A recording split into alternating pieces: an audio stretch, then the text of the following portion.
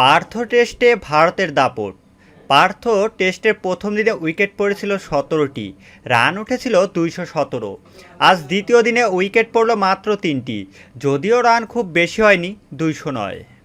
৪৬ রানে এগিয়ে থেকে দ্বিতীয় ইনিংসের ব্যাটিংয়ে নেমে বিনা উইকেটে ভারত তুলেছে ১৭২। তাদের লিড এখন ২১৮। সেঞ্চুরির দ্বারপ্রান্ত থেকে দিন শেষ করেছেন জসওয়াল। তিনি অপরাজিত আছেন ৯০ রানে। রাহুল অপরাজিত ৬২ রানে। ৭ উইকেটে ৬৭ রান নিয়ে দিন শুরু করেছিল অস্ট্রেলিয়া। এর সঙ্গে তারা যোগ করতে পেরেছে ৩৭ রান। সেটাও এসেছে মিচেল স্টার্ক ও জস হ্যাজলউডের সৌজন্যে।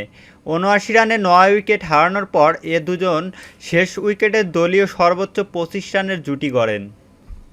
রাহুলের ৫০। বেশ চাপেই ছিলেন রাহুল। নিউজিল্যান্ডের বিপক্ষে সর্বশেষ সিরিজে শেষ ২ ম্যাচে একাদশেই ছিলেন না।